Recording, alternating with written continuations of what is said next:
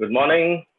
A very warm welcome to all of you. Let me broadcast this to the attendees. They'll start joining us now. All right. We have the attendees. A very warm welcome to all of you, ladies and gentlemen. This is a sunny morning in Mumbai, and the birds are chirping outside.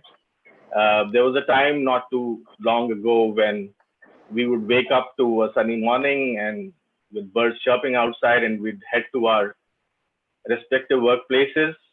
And around this time, have our first workplace coffee. Now, this is the 52nd day of the lockdown, and this is the world's biggest and the longest lockdown. And those days seem so long ago, so distant. And now we really wish and we hope and pray that everything returns back to normal and we're again able to go back to our workplaces and have our coffee. We are joined on this beautiful Saturday morning by three industry leaders who bring their unique voices and experiences to the talk series, which is titled How India's Manufacturing Can Emerge Stronger from This Crisis. Let me introduce them to you. We have Mr. Maulik Patel, Executive Director, SLTL or Saja Laser Technology Limited. As a technology-driven group of companies, SLTL provides manufacturing solutions in the fields of laser systems, medical, diamond and jewelry, RF and microwave, and renewable energy. The second panelist is Dr. Vishwas R Puttige, Business Head, Amace Solutions Private Limited, leading the additive manufacturing solutions division of ACE Micromatic Group. Amace Solutions Private Limited is the brainchild of two leading machine tool manufacturing companies in India, ACE Designers Limited and ACE Manufacturing Systems Limited, or AMS. They are an integral part of the larger ACE Micromatic Group. Almost every sector from automotive manufacturing, general engineering, die and mold industry to defense, aerospace and medical have chosen ACE Micromatic Group as their trusted manufacturing partner. Dr. Vishwas has earned his appellation by doing a PhD in control systems and automation from the University of New South Wales at the Australian Defence Force Academy. Our third panelist is Mr. Punit Gupta, MD, West Asia, India and Southeast Asia, Blaser Swisslube India. Blaser Swisslube develops, produces and sells high-quality metalworking fluids. Working with Blaser, customers all over the world successfully produce a range of parts, tiny parts for the watchmaking industry, demanding parts in the medical industry, huge structural elements for the aircraft industry, and mass-produced critical automotive parts. This independent and family-owned Swiss company was founded in 1936 and has since grown from a small business into a global player leading in technology. I welcome all of you, all our esteemed panelists, and I welcome all the attendees who have joined us from different parts of the country and even from overseas. Let me begin the discussion. A very warm welcome to all the panelists. Let's start with Vishwas. How are you doing, Vishwas? Great, thank you, Anand.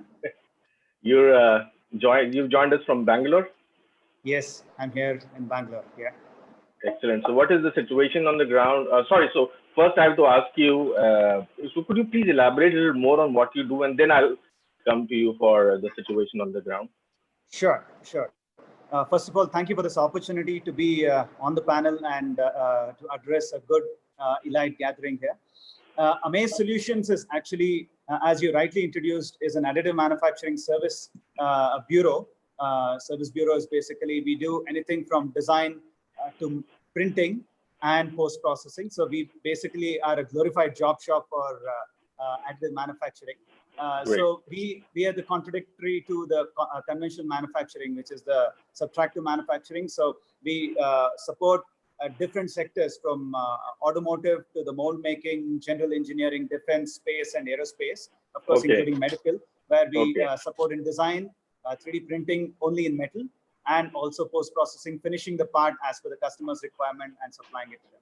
So that's the entire gamut of additive manufacturing that we offer as a solution to. Okay. So could you give us an example of a 3D printing application in any of the industries? One of the most popular application traditionally has been the rapid prototyping. What conventionally would take 5 to 6 weeks to develop in the form of a die-casted part could be printed in about 40 hours, 24 hours, 30 hours. So right now, as we speak, we have a part for an automotive customer which is getting printed, which got finished in about 13 hours. So it's basically shrinking the whole manufacturing lead time. So today people have shortened the whole manufacturing lead time. So additive manufacturing fits in beautifully there. Now, many other, actually for every industry, there's a beautiful advantage that additive has been able to fit in very well, which is why it's slowly gaining popularity now, not only globally, but in India also. So what was the response from the Indian industry in general prior to the lockdown? For the additive manufacturing? For your solutions and for 3D printing in general impression of the demand that you had from the Indian industry. Right. So India has been a little slow in adapting any new technology. So we always wait and watch. We believe we would want good number of references before we actually adapt any new technology, be it a technology, be it a automobile or even a new gadget that comes in. So we are always the ones who play safe. So that's why we are about 5-6 years behind the West in terms of adaptation. But nevertheless, there are a lot of early adapters who've seen the value in this because they do travel overseas. They do see interesting case studies. And of course, a lot of international companies who have an Indian presence, they have passed on some of the benefits. So in fact, what we believe is a lot of BS4 to BS6 conversion. The automotive manufacturers tried out different designs through the printed route. Rather than the conventional route, which would have taken them multiple iterations and a lot of time. So that is what we have seen. And again, in some of the other industries where lightweighting is a key criteria, additive manufacturing fits in beautifully. So people have started in the aircraft industry.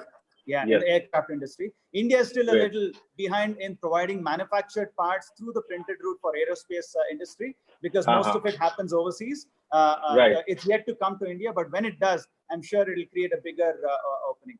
But the medical sector is also accepting this very well. There are a lot of 3D printed medical implants today, which are onto humans, have been implanted onto humans. These are basically custom implants, which are tailor-made for a specific patient, not a generic size one. So that is also a good market, which is receiving this quite well. So I like this diversified. Any just the last question on this point.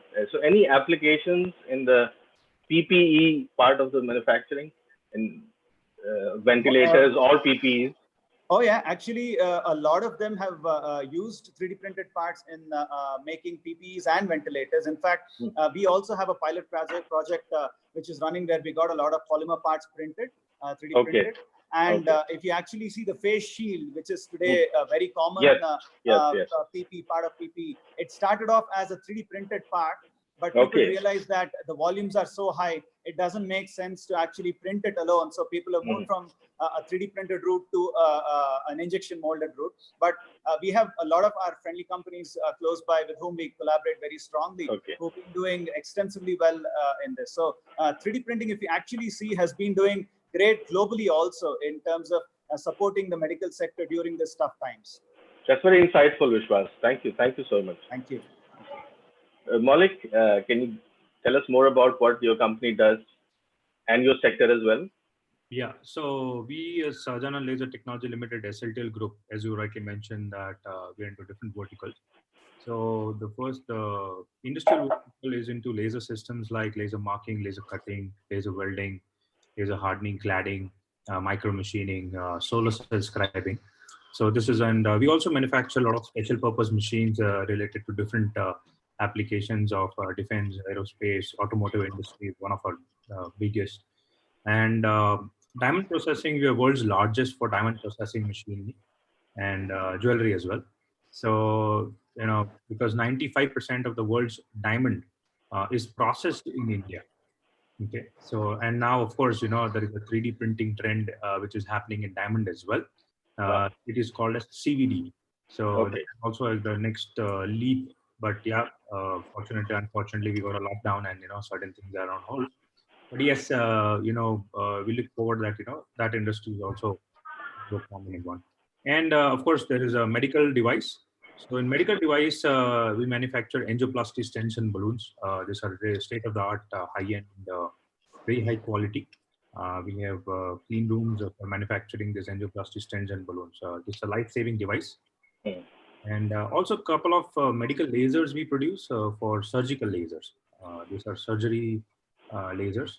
So overall, in a nutshell, this is what it is. And then we have radio frequency and microwave, which is used in telecom and defense majorly. Renewable energy is the new vertical, which is on its nascent stage. But our vision is not on photovoltaic cell; it's majorly on solar thermal. So that's where we are. And on the overall industry aspect, how it is, yes, we are somewhat diversified. So the impact of this COVID or this breakdown, has different in different verticals. Okay. Let's stick to machine tool specifically.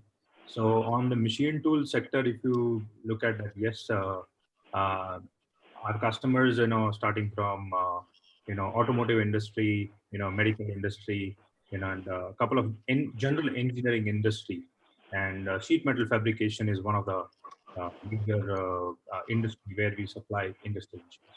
So this is all about our company and industrial work. Great. Thank you so much. And the gems and jewelry industry being among the largest exporters or exporting sectors of the country, um, makes you puts you in a unique position to tell us about the exports market or the global market. What is the demand outside that you sense, and also that because of it being export oriented, it has been receiving government support on a priority basis. So can you tell us about the way the global demand curve is going despite this crisis that you sense, and what is the support that you're getting from the government for business continuity? See, for specifically, if you look at then, the entire, I won't say entire jewelry, because jewelry is widespread all over India. But specifically, if you talk about diamond industry, it is specifically in Gujarat. Maharashtra, of course, because of Bombay, right? Correct. And the trading is happening from Mumbai. So on the manufacturing front, yes, industry was quite stable, reasonably stable, I would say. Of course, it has a very volatile cycle. It has always been into VUCA, always. That's the default mode. Huh? Yeah, for diamond, it was always in VUCA. So it's a different industry altogether, but because it is 100% exports. Yes. But for us, our customers are domestic. So, for them, it says be a different challenge altogether, because right now the industry leaders have decided that they won't be purchasing any kind of new rough. So they need to purchase rough from different countries or the mine holders, like De Beers and Alrosa, and there are a couple of mines. And they need to buy raw material, which is rough. They call it as rough. They need to purchase from them. So they've decided that they won't be purchasing whatever is the raw material they have, would be processing and selling. So it's a very at a very nascent stage, because it's not us who decides what is going to be the future of diamond industry. It's the But diamond. in terms of demand that you sense from the Europe and the US, these two being among the largest of your customers. Right now, it is low, for sure. Okay. Because both places, Europe and US, on both places, there has been, a pretty serious situation at this point of time. Okay. Right now, it's not the essential commodity or essential goods. Correct. So, Correct. it won't be in a big demand as this point of time. But yes, Correct. I think it will take 6 to 8 months post lockdown or post vaccine or post the country starts at, okay, let's accept this as a new normal, and we all herd immunity. And then, yeah, people are, of course, a lot of diameters, they say that, till there is even one woman in the world, this Correct. industry is going to survive. Absolutely, absolutely. It's very well put. And the reason I asked this question, Maulik, is that countries in Europe and the US, particularly the Western democracies, um, have not gone into a total lockdown because they are very, vocal democracies. It's not easy for generally just to say that you stay at home. So there are a lot of economic activities that are still going on. So my question was to just sense, which you absolutely perfectly answered, as to how the markets are functioning in other parts of the world. I'll just, before I move to Mr. Gupta, I just want to ask a final question on this point. Is the medical part of your business, which is really exciting and upcoming and a sunrise industry, so to speak, as far as India is concerned, and the medical stents and other things where you guys have really done a pioneering work in this field and are matching or keeping pace with the best in the world, including those from the US. So can you tell us a little bit about what you're doing on the medical side? So in the medical sector, as I said, we produce angioplasty stents and balloon. And also, there's been a couple of research and development projects Correct. going on for making sure that the efficacy and the medical device is at par to the international level or the global. Correct. Correct. We are strongly working towards that. Medical industry works based on specifically allopathy, or which we generally use. It's based on evidence-based science. Correct. Correct. And the Ayurvedic is more on the ancient science. Correct. Correct. So this industry requires a lot of research on evidence. As Correct. you have seen, on the on the media, that vaccine will take some time because it will be injected into human body and then they will Yes. Yes. some results, and once it is There's a due process set for everything in scientific terms. Yes. so on medical, that is the scenario where we are spending a lot of time and energy efforts in terms of doing a lot of research.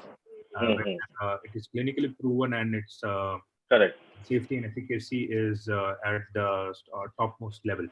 Correct.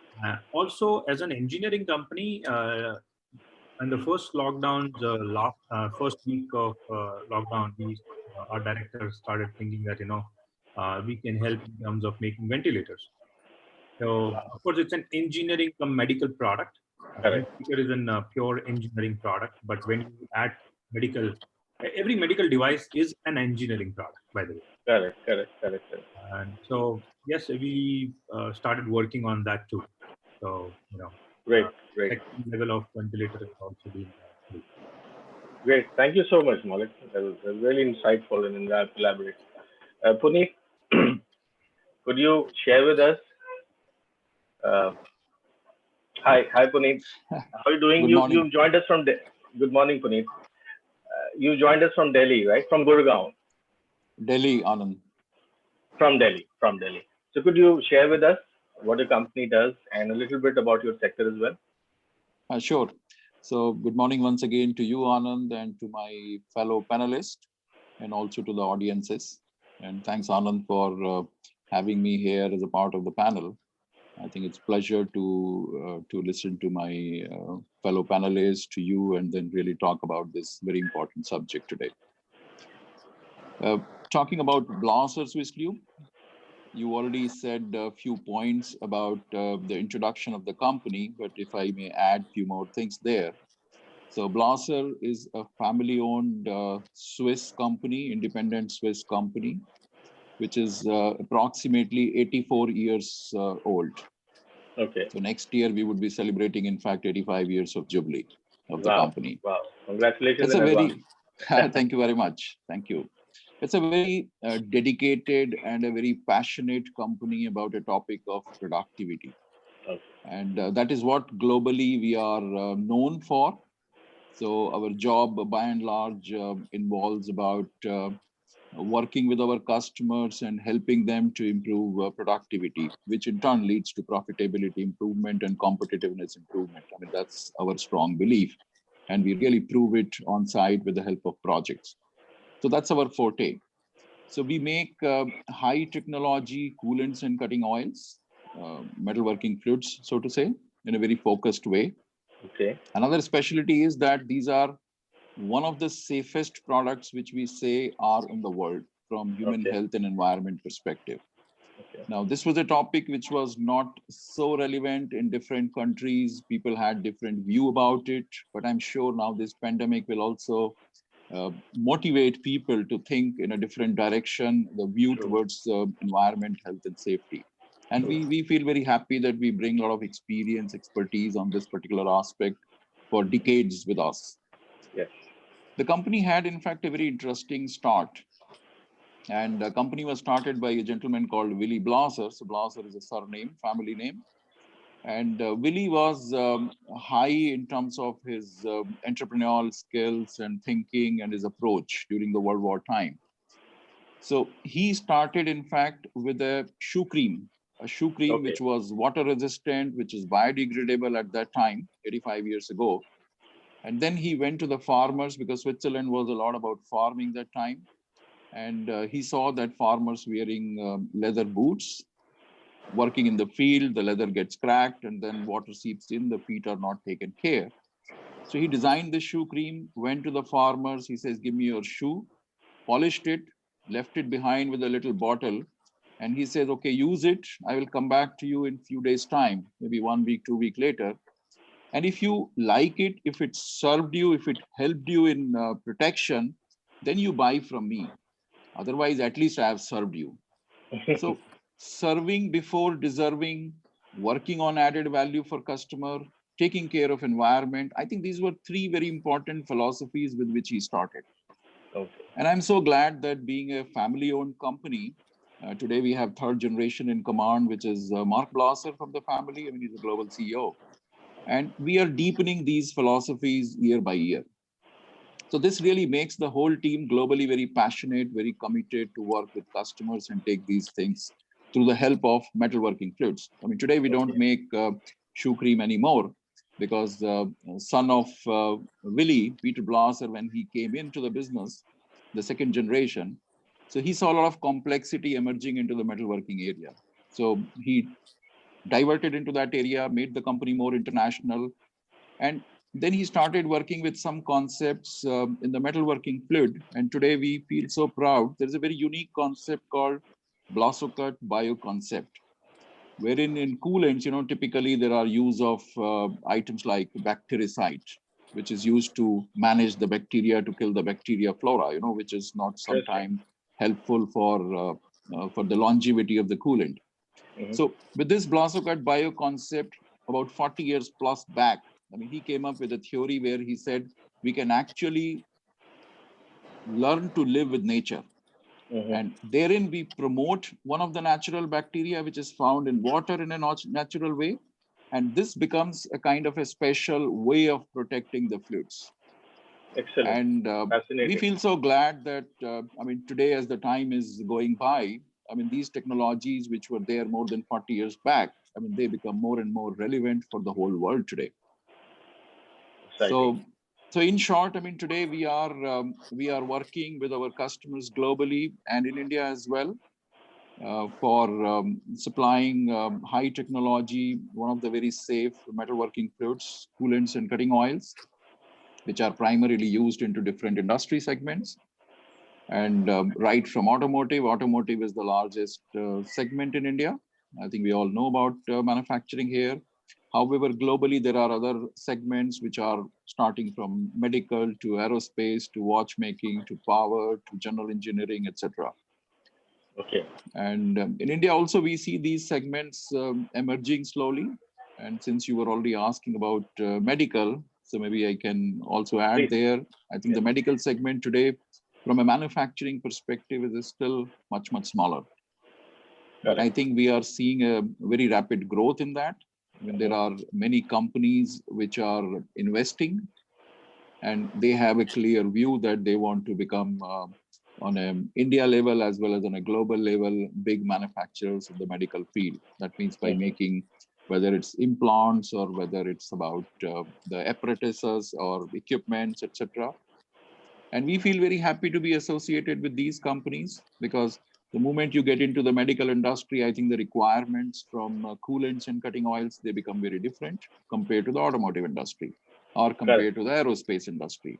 Correct. And I think this has been our forte, very strong forte, working on a global level, having very rich experience into different industry segment. However, the goal remains the same, Anand, in every segment wherever we work, that A, we need to provide some added value in the form of high productivity to the customers. B, it has to be very high safety, environment, health and safety for the people who are working on the machines, operators, as well as the surrounding environments.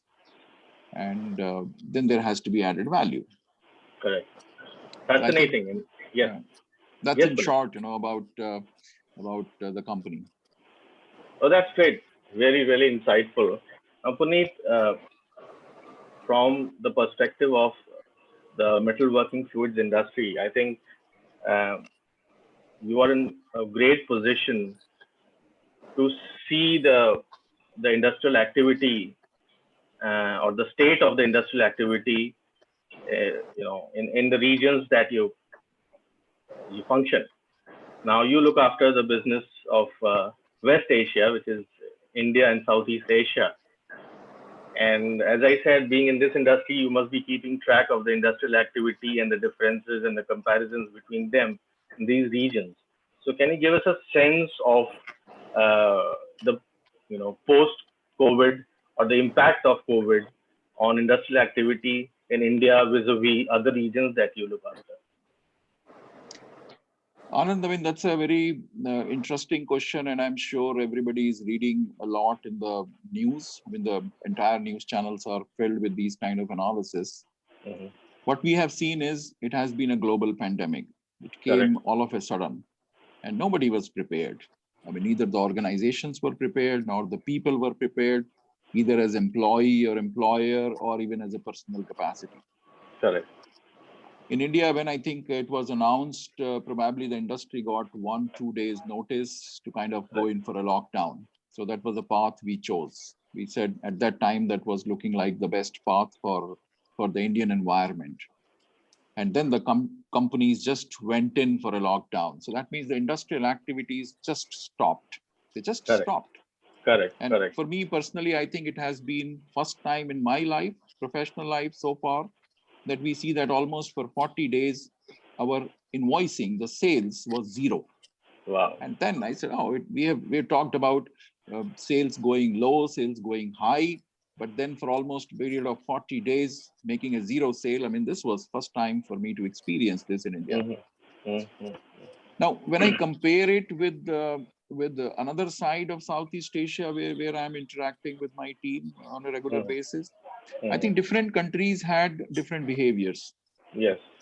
Now, Philippines, for example, as a country, we saw they chose the path similar to India, wherein they said, okay, we stop the manufacturing, stop the activities, we just go in for a lockdown.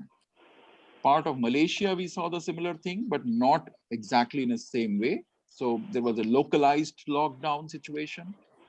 Whereas in rest of the countries in Southeast Asia, I mean, starting from Singapore, Thailand, Vietnam, Indonesia, I think they still continued with economic activities. They brought in some restrictions, especially about social distancing, certain precautions, taking care of the health on individual basis, quarantining some people, etc. So those were common measures, but the difference was the industrial activity was continuing still in those countries. So in fact, we have situation in a couple of countries where the demand is very high, because we also deal with the electronic industry. And we all know, I mean, nowadays the game is about virtual. I mean, everybody is using and consuming the virtual space. So we are all going through this phenomena, and this is also leading as a boost to certain industry in the IT side and also the electronic side. Correct. Correct. So those segments we saw suddenly the demand is very high, and we have to make extra effort to ensure that the customers can be taken care. But the rest of the industry, I think, is going through the similar situation of slowdown and things like this. But in India, I mean, it has been really zero, I would say. That's brilliant insight. Very helpful for us. Thank you, Puneet. Maulik, what is the situation on the ground? How do you see it? Yeah, so it's similar what Puneet just said. For us also, for me, it's just the 10 year in SLTL. It's the 10th year which is going on. Yeah, this is the first year where we have in 1 month. Probably there are some jokes which are going on. I don't know. Okay. Just matched Maruti Suzuki sales.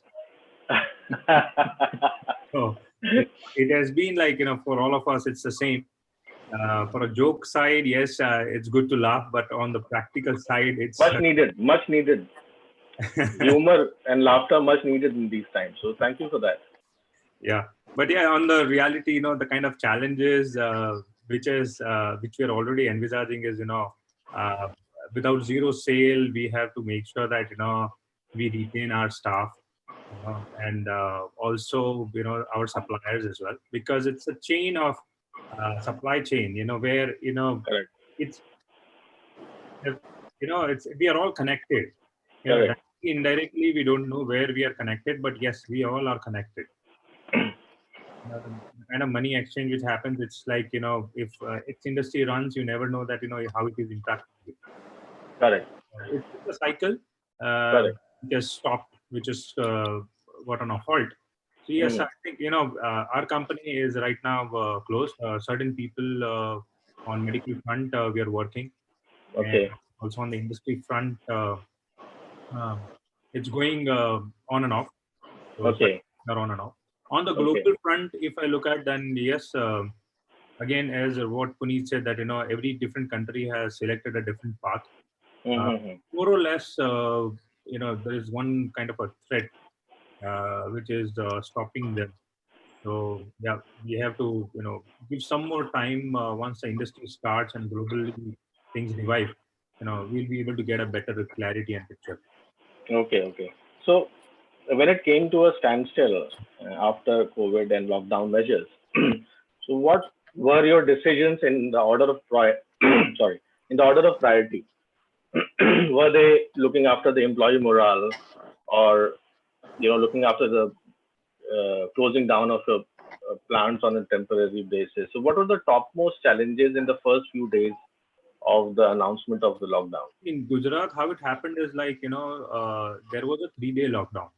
So the first 3-day lockdown, so we were all in hope that, this is just 3-day lockdown. And then on the 4th day, we'll be going back and then we'll be resuming our work. We're very casual in terms of taking this particular lockdown. Pretty casual. So, we're talking about the 24th of March, right? I think around. Yes. Yeah. 24th. Third week of March. Yes. 24th of March. Same in Maharashtra. Yes. Yeah. So, all the, couple of computers were on, ACs were one of our plant where, we require 24/7 air conditioning and nitrogen purging, right? So all those things were on. So we said it is 3 days task, and then we'll be all back to work. So that 3 days went like a holiday. But then came the real trump card. Yeah. That is going to extend it to 21 days. Yes.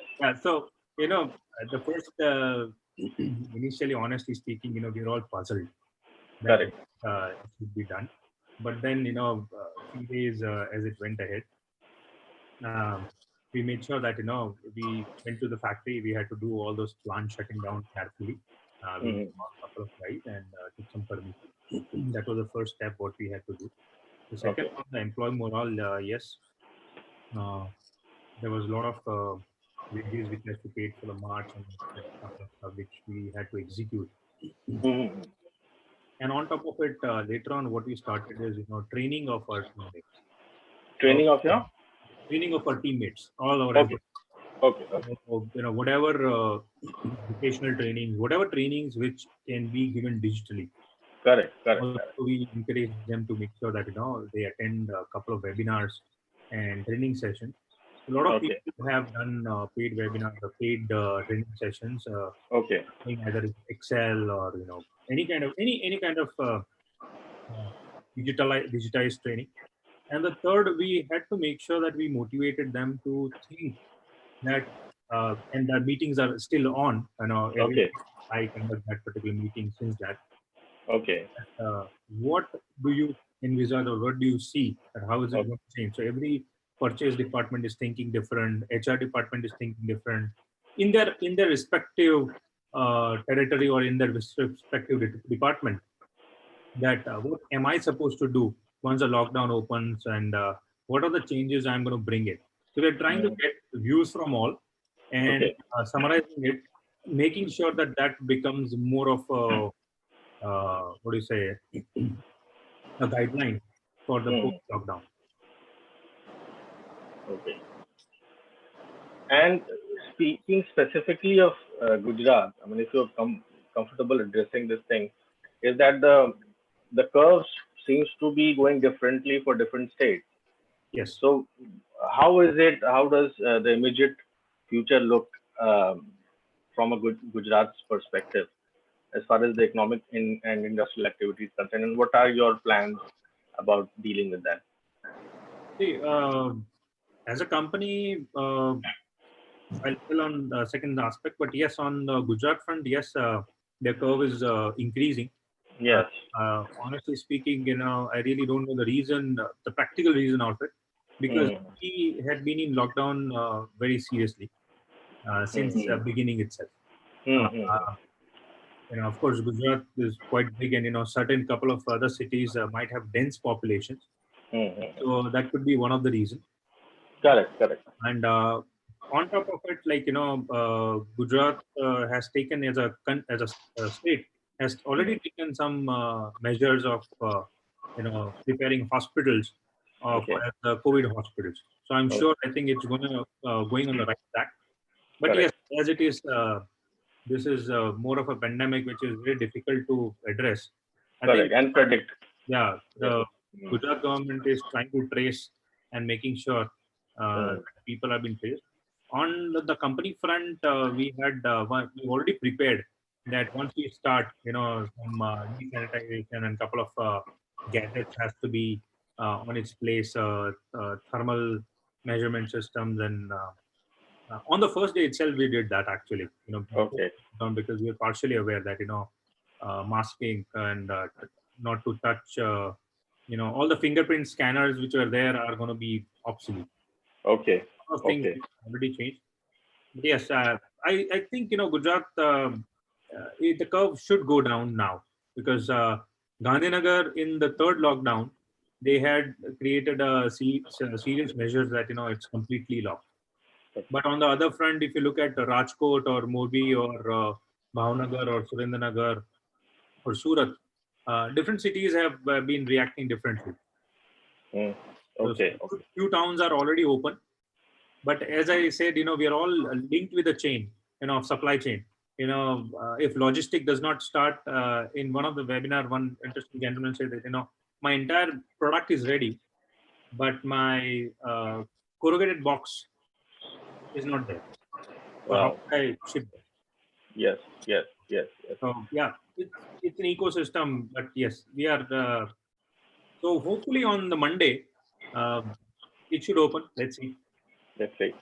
I can't help but ask this question. I was planning to ask this at a later stage in this discussion, but since you are in this frame of mind, so Maulik, and I'll ask this question to other gentlemen also. So Maulik, in these last 52 days of lockdown, what has changed, in terms of work and manufacturing?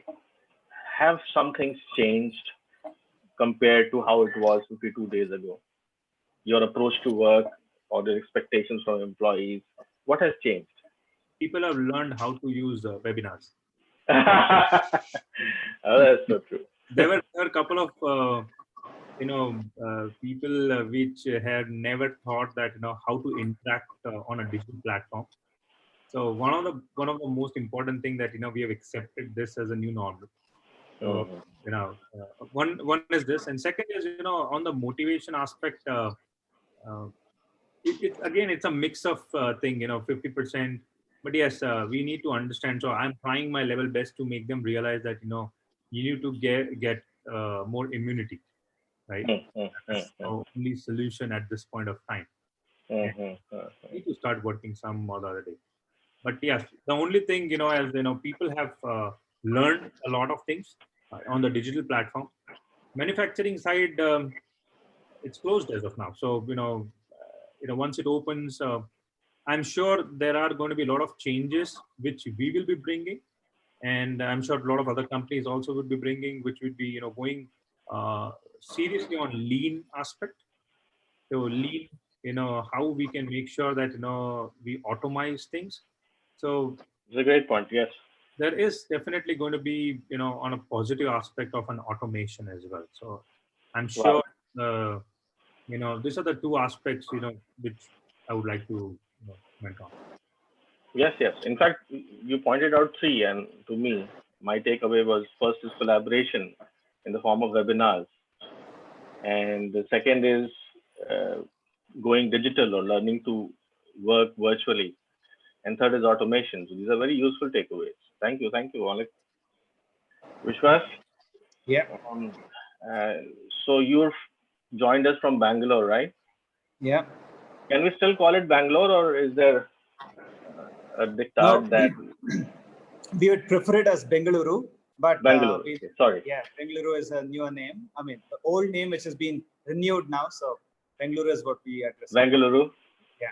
Okay. Then we go with the flow. So how is the situation, and how did it start? Can you take us through the time that this thing hit everybody?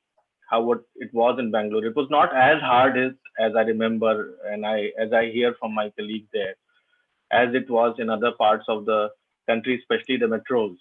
Bangalore was relatively, left out of the whole larger impact of the crisis. But I don't know what the situation is right now. So can you take us through how it was and how it is now, and what has changed?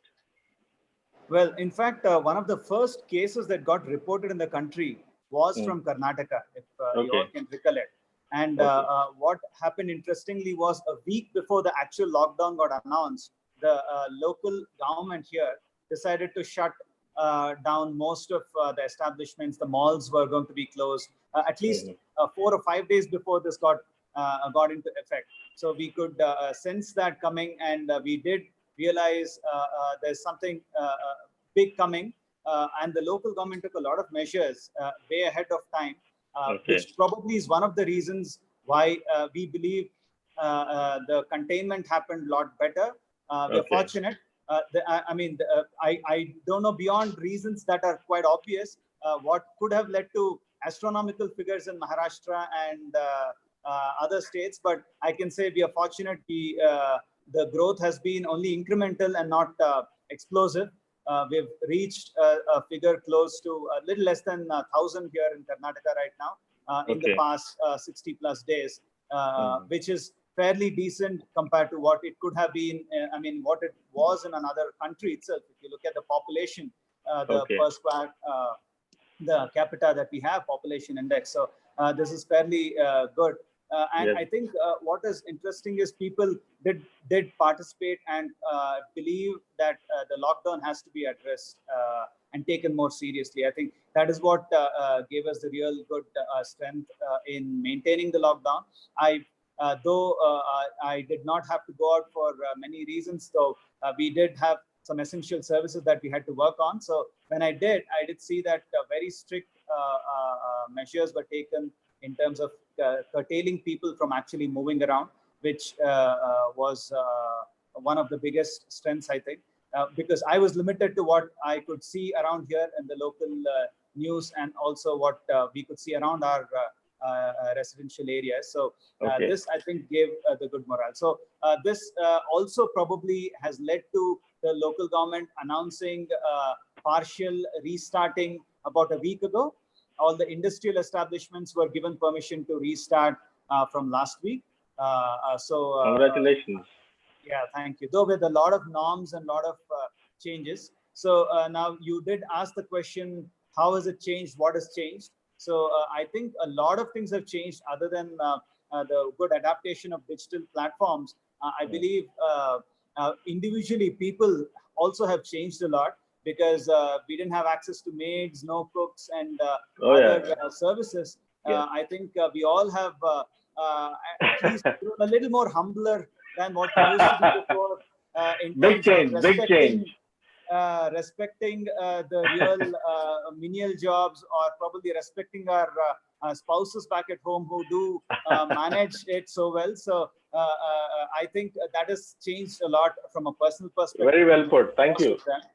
Yeah. Yes. So because we've always taken it for granted that these are all meant to happen without me putting or without us putting our head into it, especially the men, without being very sexist here. But still, I think that's what has been the past. But from a professional perspective, a lot of comforts are going to be changed, going to be different now.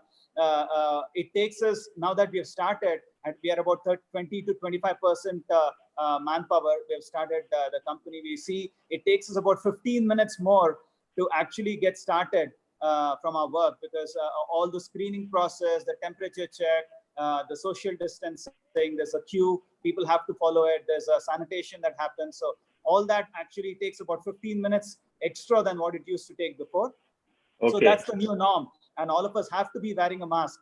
In fact, only because I'm in a confined room, I have no mask. Otherwise, at all times, we wear a mask. So it could be challenging. It could be difficult. But like Maulik rightly put it, this is the new norm. We have to get adjusted. We need to press a reset button and say, hey, look, this is how it's going to be. I need to make peace with it. So it's going to be like this for a good few months from now, or maybe over a year. So the best way to do it is accept it and then find ways how you can make way. Because this is not imposed by any government or any individual. It's what is required by the whole world. And we've seen countries who followed it very strictly have been able to overcome the hurdle very well. Like Belgium and many other countries are working on it. Sweden has done well. So internationally, we've seen some good improvement by following these norms. So that, I believe, is necessary for us to do. So change is definitely the order of the day. Absolutely. It's very well put. And that point about being self-reliant in all spheres of life, whether it's home or profession, was very well highlighted. Thank you for that. And my personal understanding as to why states like Karnataka and Kerala were able to escape or were not so hard hit was I think it had something to do with information, where they took information seriously. These states are already ahead on the information curve, so to speak. Karnataka being the IT capital, Bengaluru being the IT capital, and Kerala being so ahead on the medical services curve that they understand, from every part of the globe as to what is happening, and they take it very seriously. So my understanding is that acting or taking the information very seriously was something that made the difference. I may be wrong. True. Right, Vishwas? Am I somewhere to what the difference could be? Was that the difference that Karnataka's quick action got into the game? Yeah, absolutely. Quick action and people support. People did believe that this is necessary, and they did support it well. So I think that's what made the difference, in my opinion. We could see it in multiple places. People did follow the social distancing norms. A lot of people did not come out of their houses. I've known people who are still locked up for 52 odd days, and they say, I've not even come out for a single day, not even to buy sabzi tarkari. I have that getting delivered home. So I've known people who are so strict about it. So which is very interesting. So that I think makes a difference. That's the kind of support is required when the country together comes and takes a decision, instead of opposing it and feeling it as a as a tight jailed effort. If we start looking at how we can keep ourselves in good humor, entertain ourselves, keep ourselves active without having to go out, we need to support that. Otherwise, what we need to believe is every cloud has a silver lining. If we don't see that, and just lament over the fact that we don't have access to what we used to before, I think it's going to be very, very difficult for us to overcome any challenge, not just this. This was an advantage that we were given to spend time with family, to get over a lot of things that had to be done otherwise, which probably were procrastinated for many years, if not decades. Right opportunity for people to introspect and see how they could bring about a change. In fact, a lot of our people, like Maulik rightly put it, took webinars on some of the social skills, some of the other communication skills, people which they felt could need improvement. I think a lot of them did that, and that helped a lot. In fact, one of the best things that happened as a change was a lot of the software guys gave their software for free. A lot of people did these learning tools. They brought it out for free, which just changed. It was not a marketing initiative. You could see that people wanted to actually bring a very collaborative approach to keep their people engaged, entertained, and also occupied. So I believe that was a big contributor. We constantly kept seeing in social media how different sectors brought in their subjects and their tools. Even today, there are people who, even in 3D printing area, beautiful aspects like a door opening handle without having to actually touch it. That file got distributed free of cost, where people could 3D print it. So without having to use your hand, you could use your arm to actually open it. Such things got distributed. The files to make these face shields got distributed. So we could see in the community a lot of collaborative thing came in without actually having to see what do I have it, what do I have in it for me. So that's what is necessary. So though we were all disconnected physically, but at a different platform, we kind of drew closer to each other in many ways, which was, I think, one of the biggest takeaways. That inspires a lot of hope, Vishwas. Thank you so much. Punit? Yes. I'm sure you have a lot to add to that. I could see that you were listening to that very intently. So what has changed, Punit? I think Anand, two of my fellow panelists, Vishwas and Maulik, they have already touched a lot of important points. In Blaser, at our side, I mean, I would like to mention two category of points out of your question. So one is work from home. I think IT industry was already known for working from home. So they were already prepared. Whereas in our automotive, in our manufacturing space, working from home was not really the game before the lockdown started. Though on a personal space, we use internet on our mobile gadgets, laptop, everybody. But then once it comes about processes, handling processes digitally, even a salary payment process, can you really handle it on a digital basis? This is where the challenge started. So many processes in the manufacturing industry, in automotive segment or manufacturing side, I think they were really tested. And this brings already a change. So people started thinking, like in our company, we also started thinking and started putting in a new set of processes, then prepare ourselves that how do we deal with it post-lockdown, because this could come in any time. And work from home will be a new norm for people. And even in manufacturing industry, I think where we were forced to work from home, but we also were able to bring out certain positive aspects of work from home. So for example, for every meeting earlier, we used to rush physically, and driving within Indian cities, you take minimum 1 hour to go, 1 hour to come back. Now we know that these tools, which are being so well used, and couple of meetings, you could just save even the transit time, traveling time of 2 hours a day for one meeting.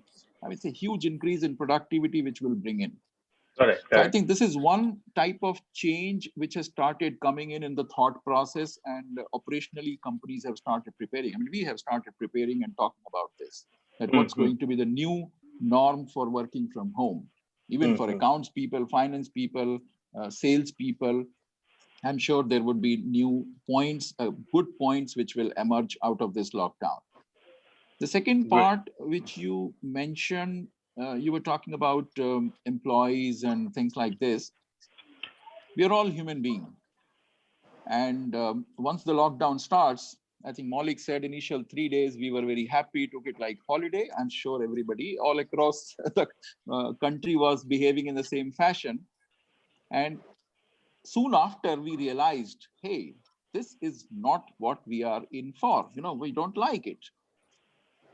Every day you hear news which brings pressure. People start talking of economies crashing. People start talking about layoffs. People start talking about job cuts. People start talking about no salary or less salary, right?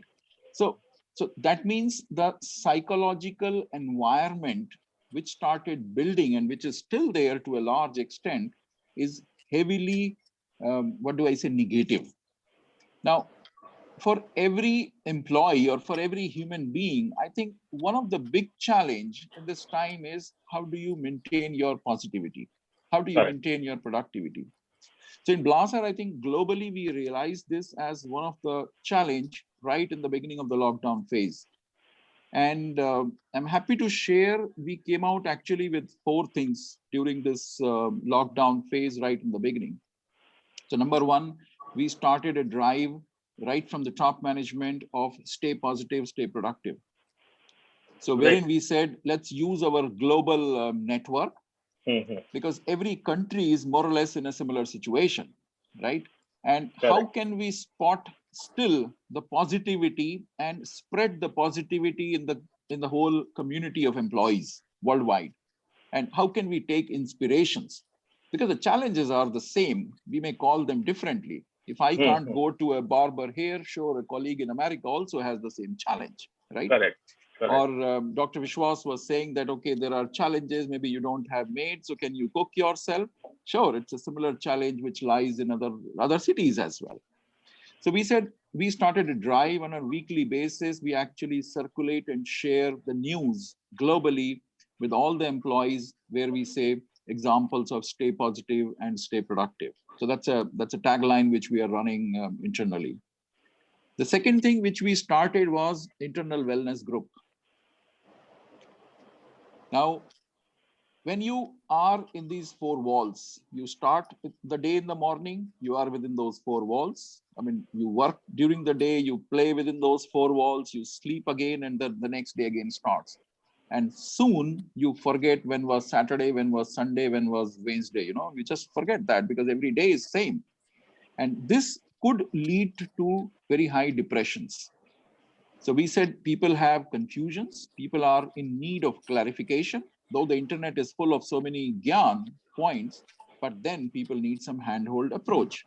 Correct. So we said, what do we do? So we in fact started one of our internal wellness group, wherein I was so happy that some spouses and some employees, they came forward and we said, okay, let's make this internal wellness group, which can be approached by any employee within this whole region, India as well as Southeast Asia. And they came out with their programs on a weekly basis using these digital channels. And then I was happy to see that people had, sometimes children have some doubts, clarification, that what should I do if my parents have coronavirus, those are real worries. So this, I think, when I look back, it was one of the another good thing which started helping the employees. The third thing is, before even lockdown, we had a drive, which we are running already last 2 years, health and happiness at work. Because I think as an employee, when we go to work, it's not only just to earn a certain amount of money, right? We are looking for happiness. We are looking for joy, because that's a major part of our life, which we invest for our work. So in fact, we started this so-called project and drive 2 years back in the whole region. And the challenge was, the moment we went in for lockdown, we said, oh, it's needed even more. But then there is no physical connection. So how do we activate it? And I was glad that we could use a lot of these digital platforms to still define differently, stay connected, and keep driving this health and happiness at work project. Okay. And I'm glad that employees are connected, our distributors are connected, business partners are connected, and then we are able to create a community which talks in a positive way that what am I doing? How am I inspiring my fellow colleague or a fellow partner for good health or for good happiness and things like this? And things which can be measured. because otherwise, philosophical things you can keep talking since morning to evening. The question is, what do you measure and how do you know whether things are really moving in the right direction? Correct. And then the fourth thing which we started is we said productivity, because Blaser is known for productivity. We are passionate about productivity, and now we are in lockdown. So within these four walls, we can't go out. So what do we do?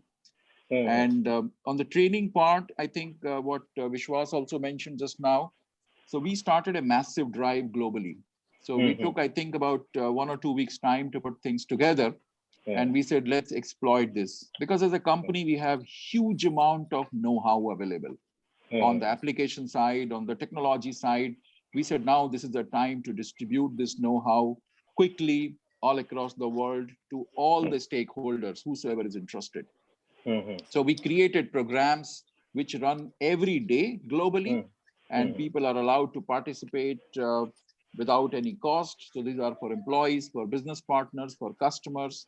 And I'm so glad that when we reflect back, many thousands of people, we have been able to bring this meaningful knowledge. So because that keeps the brain alive. And if the brain is alive and you can give some meaningful information to it, and then you at least prepare for a high productivity. Yes. So during this lockdown, I mean, there have been days where I would say a number of working hours have increased, and then we say, it was busy for a cause. And that also makes us feel very happy. So these are, I think, two set of points which I would like to mention from my perspective. And I'm sure, I mean, once the lockdown is reopening, we start slowly going back to work. So work from home is one topic which every company will take up in their own ways, because every company can't behave like an IT company. But I'm sure there are ways and means to prepare and start practicing.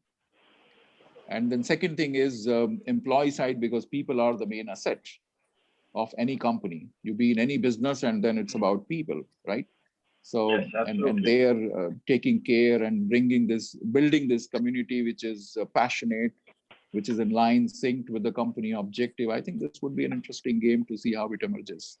Absolutely. That's a very positive input, and it'll really help all the attendees who are tuning into us over here as well as on YouTube as well. All the points that you mentioned about keeping the employee morale high. So thank you so much, Punit, for that. My next question is to Maulik. Now let's go to the midterm impact and its solutions.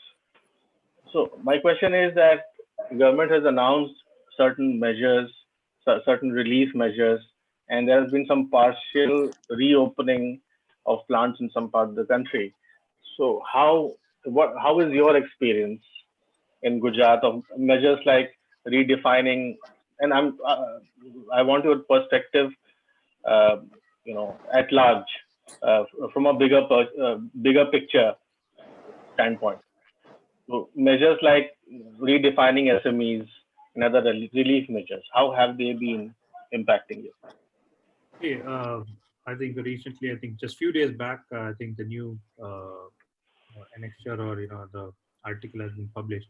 So on the stimulus front, I think what they have tried to give a stimulus. I think I'm sure they must have thought something really positive to make sure that the manufacturing sector revives. Manufacturing sector contributes a lot, almost I think 16 to 20% on the GDP. Correct. And indirectly, ecosystem which is running in and around it. So, it must be well thought of. On the MSME norm, which they have thought of, I'm sure a lot of people,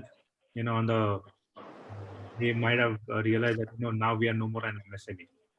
So that is definitely going to be one of the interesting aspects. Then I just converted myself into a large organization, or where I was an MSME and now I am a large organization. I'll be treated as a large organization, so I won't get the benefit of certain benefits which MSME was getting. But yes, I'm sure there are a couple of other aspects like tender bidding into government business. So all those tenders which are below 200 crore will not be global; it has to be domestic. So I'm sure it will bring a lot of boost once a government tender starts. I was Correct. recently going through what exactly is GDP contributes all about. I'm not an economist. I don't know much of it, but I was just trying to understand the formula of GDP, how it's been calculated, and what exactly. So I think one was the consumer spending, which we all do a routine spending. Correct. Government spending is also one of the very important aspects. And the Mhm. third important aspect was capital expenditure. So the bank loans, and it's all an ecosystem. It's a very very small portion of that entire formula. But then one of the another aspect was export minus import. So the more you export and the lesser you import, your GDP is much more on the better front. So I'm sure on Mhm. the third front, I think this government has taken it really seriously, and to serve this billion population, it is very important that Atmanirbharta, or there are some memes getting out, but yes, if you really look at it from a manufacturer's perspective, it's a right step. That so I used to tell people that the import should be like a sugar. Okay, if you have more, you get diabetes. If you have low, then you have that is also not good. It should be optimum. So yeah. So of course, the new Correct. approach on Atmanirbharta, the MSME norm, and the stimulus. I'm sure it's Mhm. going to be on the positive front only. And Yes, yes, yes, yes. but again, on the manufacturing front, once the entire lockdown is open, then the total ecosystem or the supply chain will be much more smoother. But till that time, I'm sure everybody has to, follow, a lot of restrictive approach. Great, great. That's a very positive outlook. Vishwas, what impact or relief has these government measures have these government measures brought to you? Yeah, I think like Maulik rightly pointed, a lot of it is towards the development of the MSMEs, which is a huge contributor to the economy today, if you look at it. And some very friendly schemes have been brought out, stimulus packages, which is surely going to boost, one, definitely the morale of the people, and surely help people catch up for the losses that they've incurred from, one, not having done a good last financial year, or also having lost about 2 months of good production this Mm, year.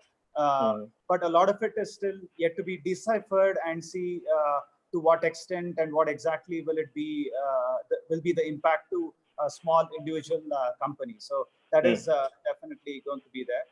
But what is necessary is people, like I brought out earlier, from a medium level change, or the expectation that people have to have is, this is here to stay. People have to know that it will never get back to being what it used to be before. So that is correct. something they have to understand. So it'll never, if we try to measure success or productivity, or even the whole working culture in the way Mm, that we used to do before, we'll be in for disappointment. We definitely have to change our yardstick. Like I said earlier, we have to reset the norm. We'll have to look at modifying the way that we probably either source parts, or have meetings, or do our inspections the way that we used to. So because it cannot, we cannot dilute any of the, even though the lockdown is going to be opened up very soon, whenever is the appropriate time. What is definitely going to happen is the uh, if things are going to change, it has to be done in a different way. People have to take extra precaution and care. Otherwise, one small mistake is going to be leading to devastating effects. Because we've seen factories like us, if there's one single case, then the whole factory is going to be in trouble in terms of having to not getting permission to continue to work, and whole factory and their families, which is, I mean, more, less the permission, more importantly, our own decision would be to make sure we don't affect families. Because more than productivity or even business prospects, important for us is to know what is important for us to know is our employees are safe, and all of us are kept, and their families are kept safe. So I think that is important.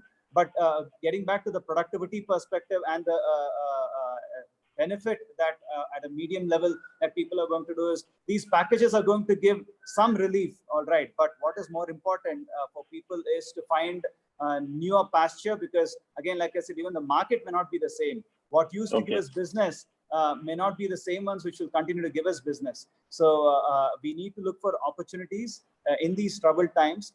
Many of the smarter ones did do that. We've seen that people who looked at opportunities either to make ventilators or PPEs or PPE making machines or even masks. Today we see a lot of people jumping into doing that.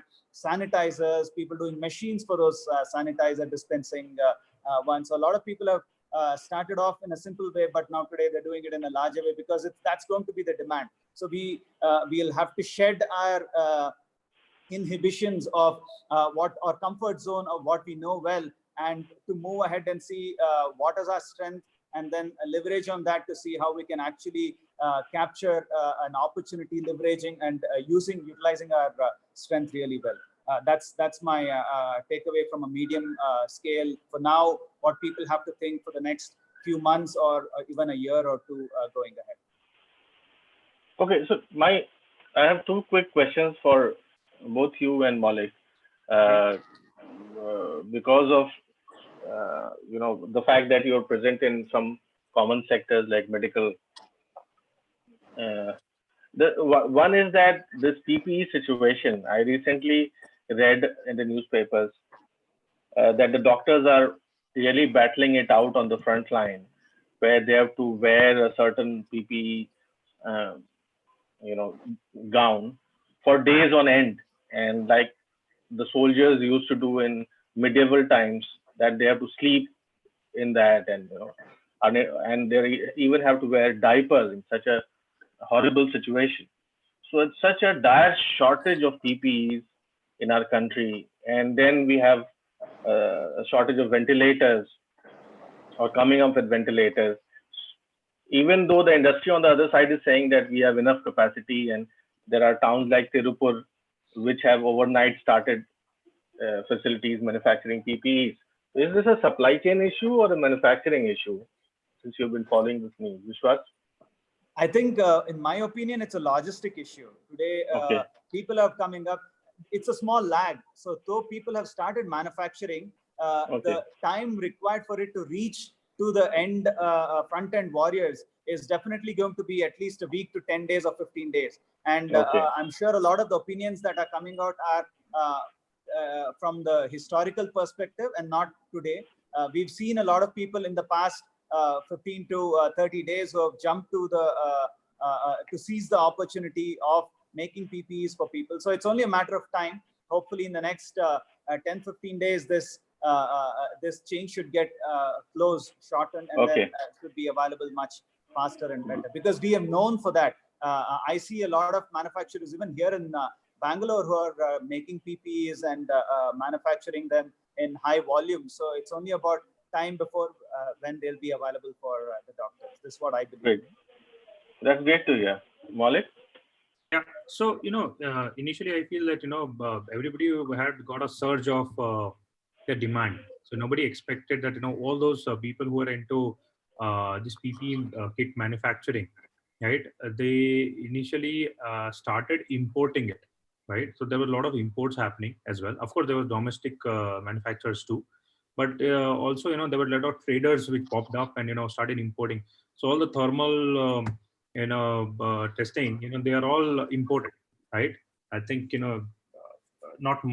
I don't know how many have started in India, but on the, so a lot of things were imported. But of course, I always believe that, necessity, and we all know that necessity is the mother of invention. So because there was constraints, people came out, and, a lot of our customers, they started making stitching machines for PPE kits. One of the customer also started making a machine for mask making machine. We started working on ventilators, so which is not our core forte.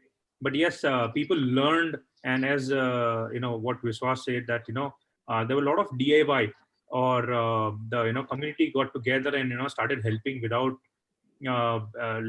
getting into know that what is in it for me. but they started helping each other. And when we were making ventilators, we got in touch with IIT Gandhinagar. So a lot of collaborative happens. But yes, so because of that, I think now this is again my, I don't have exact figures, but I think India is quite capable enough for entire demand of the PPE or ventilator or any other thing which is required by medical fraternity. Mhm. But yes, more or less, I think the logistic is also one of the challenge. So Thank you. Now, a related question I want to ask you, Maulik, and I'll put this question for all the three panelists, is the migrant situation. Before we move to the long-term impact and solutions part, that obviously we are still seeing the migrant exodus in all parts of the country. And we've seen some states, particularly UP and MP, I believe, that have abolished most of the labor laws, which have been which has been in demand for quite some time, but the industry was not expecting it to be abolished overnight. But anyway, that's a political side of the thing. My question is that one is that are you facing issues because of that? What are your views in terms of whether the overall industry will see a slowdown, whether this will see an uptick in automation, as well as see industrial activity in other parts of the country where the migrants have returned to?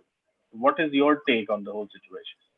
see, we were not very labor intensive industry. We are not very labor intensive. So as such, we are not going to have big impact. But yes, maybe once post lockdown, we might see that certain of labor might not come up. So that means they are not going to come, working. But yeah, one of the industry like in Morbi, let's say there's a ceramic industry or diamond industry where there is a pool of labor which is required to process diamonds or in ceramic tile manufacturing. They are definitely going to face a lot of challenge because in let's say in one factory there used to be like 80 to 100 workers, and majority of them were migrant workers. So all of them have gone to their natives. So yes, there is going to be a challenge, but I don't see that particular challenge in our industry as of now. So more or less, I think we're partially immune to that, and we are working towards multi-skilling aspect of our internal teammates so that everybody is able to do others' work. So Okay. yes, labor-intensive industries are definitely going to face that challenge for sure. Challenge. And what is your view on states abolishing this and kind of hoping that suddenly companies moving out of China will move into these regions now that people can hire and fire labor? Is that what's stopping these regional economies from not flourishing? Just the labor laws or scarcity of migrants? Well, what is your view on See, certain of know? people, see, it's not a right approach, but we have to follow the land. And what happens in other part of the country? Let's say we are a democratic country, so we have a different rules and regulations.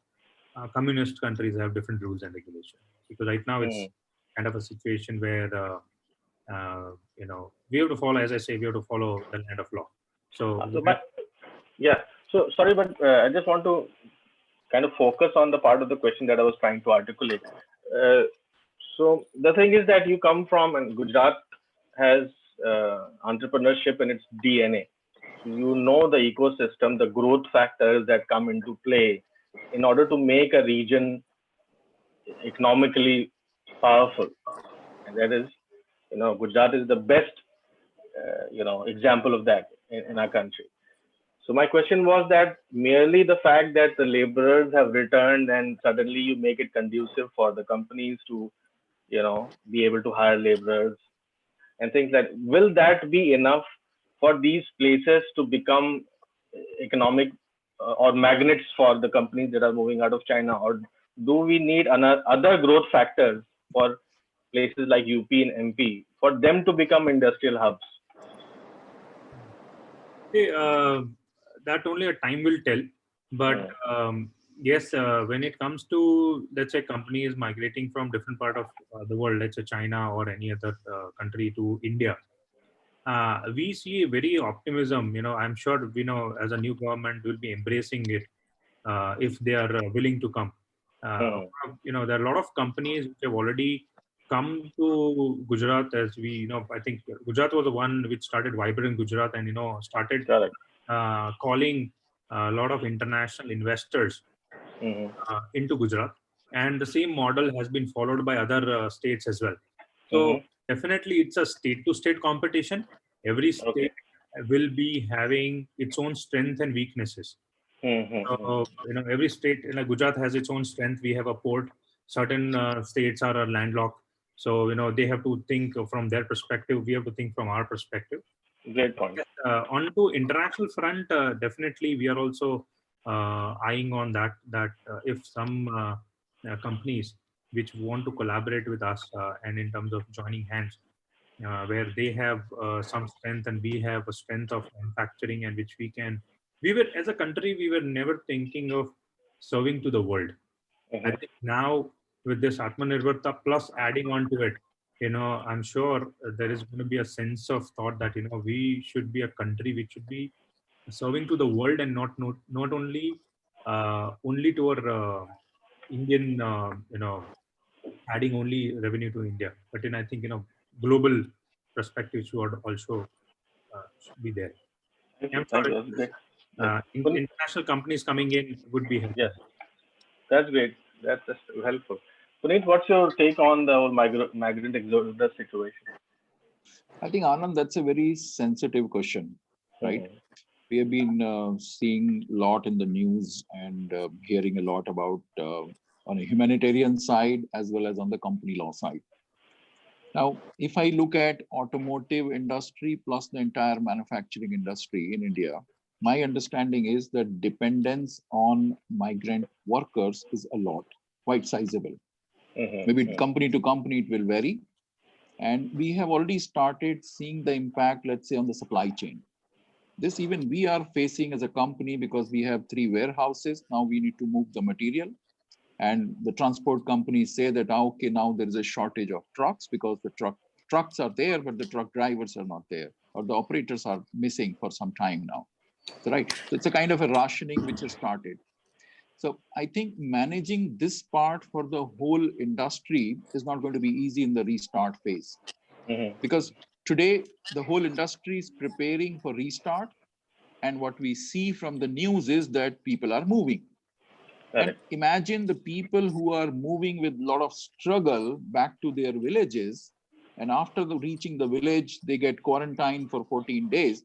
I'm sure they are not going to move back so easily back into those major cities. True. So I think this is going to be a major challenge in the industry. And this will also define the way we deal with it, that how successfully we can steer the restart phase. Because restarting, one side is the government permission, but second side is, bringing the whole ecosystem up and live the way it was, or maybe at least to some respectable level. So I think this is going to be one of the major challenge. Now, second aspect which you are trying to debate and discuss is about this labor laws. Now, labor laws amendments, I think this was a need, and a lot of hue and cry was there in last so many years to ease labor law. These demands were there from the Indian industry. This was there from the foreign investors. So both sides, these demands were there. Now, government had to take this decision, but now the question is, when you look at the decision getting taken now at this point of time, when there is a crisis and many people are not able to get 2 times a day meal, now the humanitarian aspect comes in. Is this the right time? Whether it will help or whether it will create a situation which could be a bit more difficult to handle. This decision had to happen one day. But the question is, as you said, okay, it came overnight, and now whether it's the right time. So there are 2 ways of looking at it. One from industry, and second is humanitarian aspect. Because at the end of the day, we deal with people, and 1.3 billion people, everybody is not at the same level. And going forward, I think from here, when we are looking at investment moving from different countries to India and use this as an opportunity, I think I personally believe that, okay, every challenge brings an opportunity. And this particular challenge has been the massive challenge in the form of a crisis. Correct. Right. So now to encash this particular opportunity, there is an opportunity which is there on the other side of the coin. But to encash this particular opportunity, two things are required. So one is certainly about the policy matters. Government is taking certain steps and coming out, and I'm sure in time to come, we will see more positive steps also. But the other side which is required is from the industry. And there, I mean, having been associated with the industry in India for more than 25 years here, we have changed a lot in the last 25 years, if I see. But however, when we have a wish to become a global powerhouse, we want to attract this foreign investment, be a super producing company for the whole global platform, I think we have miles to go. And the main point, whenever I reflect on this particular question, which comes to me, is from leadership. I mean, leadership could be in the corporate world, it's a management team, or whether it's an entrepreneur team or the ownership-driven companies, right? So leadership gets tested during this time, and leadership has to come on a steering board. Okay, what is really the wish from a long-term perspective? What kind of a purpose you want to build for your organization, so that you have a well-aligned ecosystem, you have well-aligned employees, departments, everybody, and you are true to your cause. See, in India, we always say that we have literate manpower, we have engineering graduates, we are good in so many things, we speak English language. These are all plus from a global perspective. But still, we are not able to attract, and we are not able to become the first destination for the whole world. So there are certain gaps. Whether we still have the problem of attitude, the right attitude in the whole industry, and I'm not sure, but we still see the gaps there. If I listen to the news which I saw this morning, that a lot of US-based companies, they decided to move to Indonesia. Now that was a today morning news. Because their President Trump, kind of made it mandatory for the US companies that they cannot move out of China without coming to the US first. Yeah, so that was the case. So right? there will be two type of triggers. One will be related to the government policies, because there will be always the policy decisions and the pressures which will come, or the ease factors which will come. Correct. But the second important point is, I think, the industry itself. Correct. And to me, I think there is a way to go there for us. We have a lot of potential in front of us. We have a willingness to do, but I think things have not been put together in a great way by the Indian industry. When I look at Blaser Swisslube, I mean, it's also a family-owned company, third generation in command, 84 years of working, and today it has become a technology powerhouse. So the major differentiator, what I see when I look around with many companies, is that Mark Blaser, I mean, he always says strategy for a generation. And that means we are not changing our vision every 2 years, 1 year, 3 years, because you need to align employees, you need to align stakeholders, and you need to bring in strength, which does not come overnight. And then you become basically a purposeful organization. You start creating impact, and every employee who works in your company, he feels and he says that, yes, I create impact in whatever work I do. So I think those are the critical aspect which time is there in front of India Inc. So to say, if I can say, to really have a critical introspection, and the leadership teams of all the companies, be it owners, be it the management teams, I think it's time for them to reflect, because the whole fabric is getting tested in front of us with this pandemic. So it's very, very well articulated, very balanced, and very heartfelt, Punit.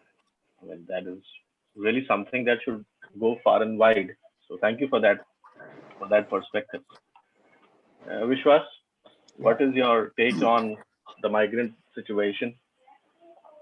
I think from a Karnataka point of view, the industry that we hail from, the manufacturing sector, we've been fortunate to have mostly the local employee group. So we have not had an issue of people having to move out too far. Only most of our employees who had to go out of town are slowly being asked to come back now from within the state. I think at that point in time, they were able to manage transportation. Now they're all waiting for some sort of a support to come back to town. But otherwise, I don't think that, as Maulik rightly pointed out, the manufacturing that we hail from, the machine tool or this kind of industry, is not as labor intensive as some of the other industries. So we are fairly sorted from our manufacturing sector perspective, this side of the sector. But by and large, I think it's a very sad situation that has happened from the larger perspective. What we can see here, when people are looking at restarting, a lot of them are still yet to reach their home. And like Punit rightly put it, we have a 14-day lockdown there. So unlikely that they're going to come back anytime soon. So which is going to create a big emptiness in terms of the labor availability. So there again, people have to look at alternate schemes. And like you rightly pointed out, maybe automation, not necessarily in terms of robotic automation, but automating certain simpler things, maybe moving to a better productive environment. Those are some of the things that the manufacturers will have to start investing on, because what we've seen, one of the biggest drawback for India in terms of being automated, in automating the manufacturing itself, is it's an intangible benefit. You don't get immediate return on an automation investment. People have always been with the kitna deta hai attitude, where they want to see an immediate return, 1 year ROI or 2 years ROI, and will my customer pay for it? Such things are unanswered. So now it's about time for them to actually see how they can manage with the limited available resources. How can they, or maybe look at local people, upskill them, see why not look at localized labor. Of course, it may be at a cost, but will it be even at the cost of not starting at all? So such alternate routes is what they would have to take, instead of actually blaming the situation and not actually getting started at all. So this is my view on the migration issue. Great. That's a very balanced perspective. And I want to start with the last question, because we are running over time already, and we have to take a couple of questions from the attendees. And meanwhile, Punit, I wanted to point out that my apologies for that particular news article that you pointed out about Indonesia. So you were right. I just checked, back checked, that it has nothing to do with the US's decision. It's the fact that they had the companies moving out of China had to choose a destination, and they chose Indonesia instead of India. So I interjected there, but you were absolutely right. So I wanted to correct that. Great. So I'll start with the last question. That's that recently the PM urged everyone in his latest speech to be vocal about local, and then this created a lot of perceptions, which are mostly misperceptions in my understanding, is that local has to be 100% local. The entire content has to be local. Everything has to be. So it generated a lot of memes and jokes across at least my WhatsApp groups, that even the brands need to be changed from I don't know, Philip to Dilip and things like that. So we needed to, you gentlemen, to address this point as to what exactly is meant technically by a local brand, and how can India attain that? What are the steps that need to be taken? And I need to, gentlemen, to address it kind of quickly, so we can take up a couple of questions from the attendees. Yes, Vishwas. Okay, so I have a four-folded perspective on this. One, as it did come up earlier, it's about time we really start to collaborate. See, the local. But can you define local? What is local? So local is, from my perspective, a local company is any manufacturer that is from here, from India, who is adding to the GDP here, who is contributing to the labor class here, who is employing locally, and preferably sourcing locally.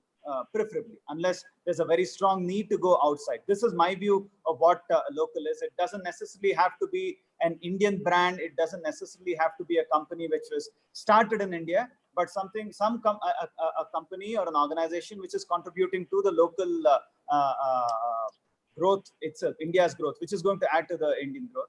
So that is something that we need to strongly push. And I think this is a wonderful perspective where manufacturers like most of us are going to get a lot of, rather, I wouldn't say importance, but a lot of push and strength, which is we see time to time fading away with increase in imports of machine tools or increase in imports of solutions that are coming into the country, just for the reason that someone fancies an imported product. Whereas when you can source it locally, when you have manufacturers available locally, why not strengthen them? Why not look at it locally? So I strongly believe this was necessary, and now that the government has brought this up, I think even manufacturers like us today, if you actually look at it, most of the machine tool industry, I'd say, coming from the machine tool industry, 40 to 50% of our material content is also imported, though we are local manufacturers. So this probably throws some light on seeing what could be localized, because when anything that we import, we are making some other country richer. So can something be localized? I mean, without actually hampering the quality of the product and compromising on any other aspect. If something can be localized, why not? So that'll open up new perspectives now.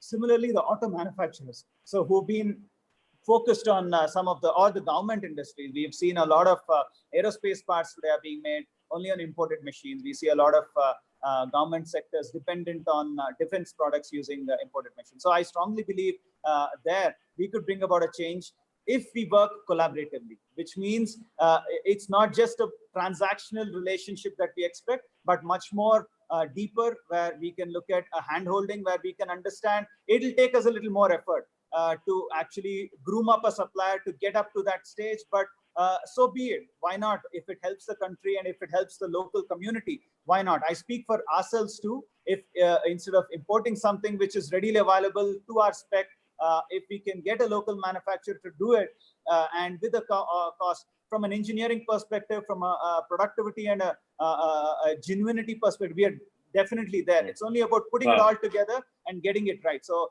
collaboration is my strong take to it as to what we can do. And like I said, we need to incubate and develop these local manufacturers. That's something that I strongly believe in. And as I mentioned earlier, automation. We've lost a lot of opportunities in terms of being more productive by automating not only the mechanical automation, but I refer to software automation today. What software has to offer for us in terms of data management itself is amazing. So a lot of such things, investing in that, I believe is as a must from a long-term perspective. Also to move or bring this quick change to the local manufacturing. I believe that is there. We need to gain cost leadership. I think that is what will attract more people from China to India. So this is my last take on what would really bring us here. So it's not just about because we are a better country or more amicable country, but unless we can demonstrate to a manufacturer or to an organization who's considering moving out of China, if we cannot demonstrate cost leadership in making a specific product, we will never gain that market share at all. So I believe that is what needs to happen. People have to skill up. We need to see how we can look at local vendors, local employees, local manpower, and also see how we can quickly scale up. So we are a little, and my belief is we are not as active or dynamic in accepting changes.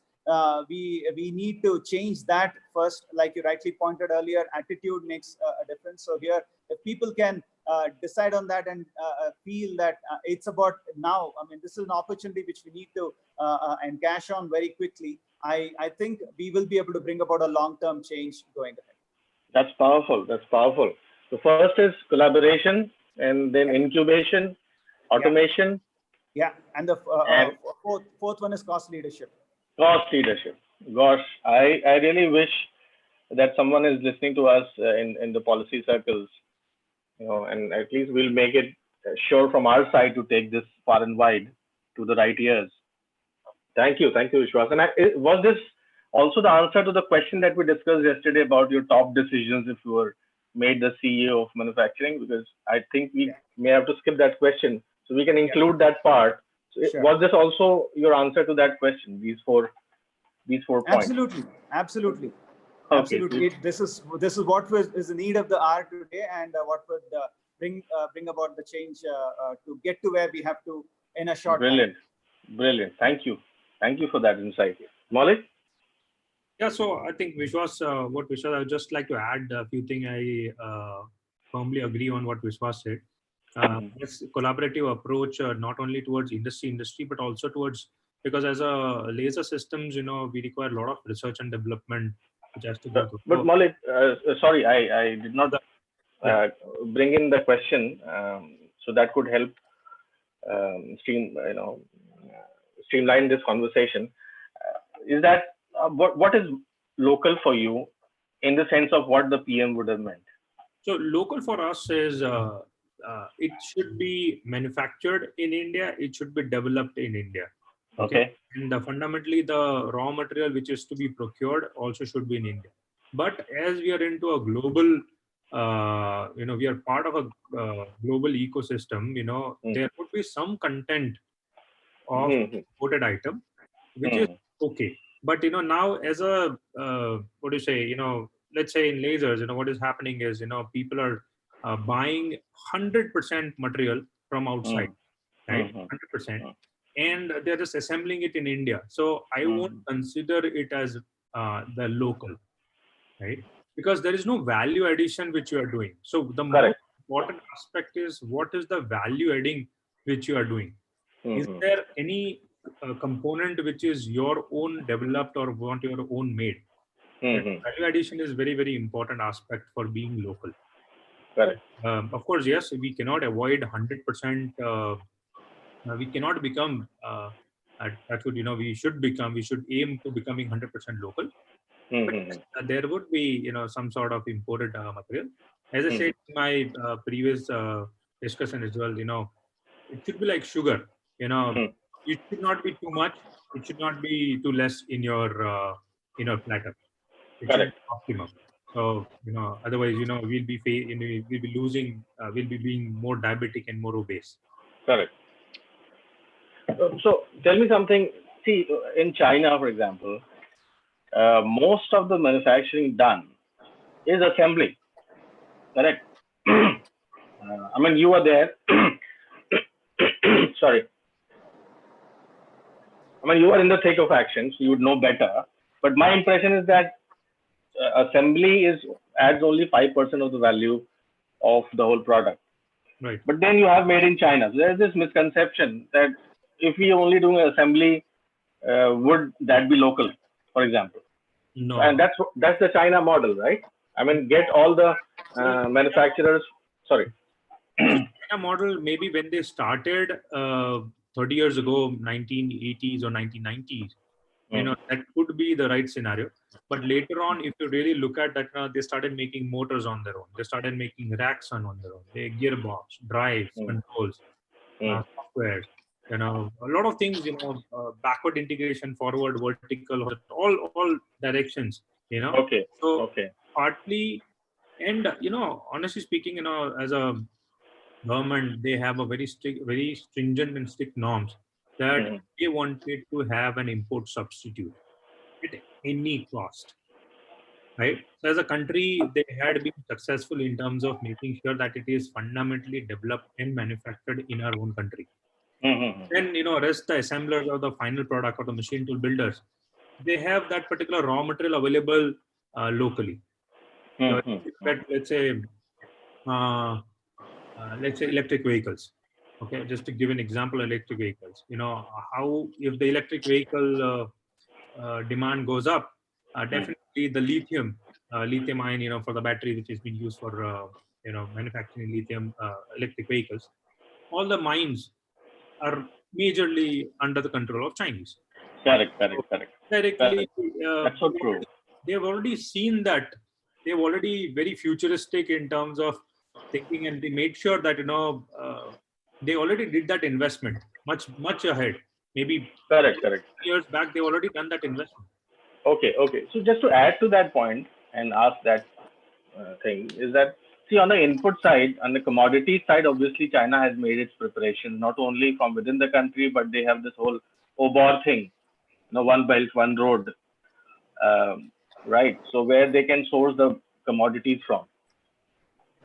But on the IPR side, which is the real high value, high tech input side, for example, in a smartphone, the processor and the storage and the glass, these IPRs are owned by South Korea, Japan, Germany, and the US. So my question obviously is that, do we need to work on that side more rather than purely focusing on the commodity side, where China already has an upper hand?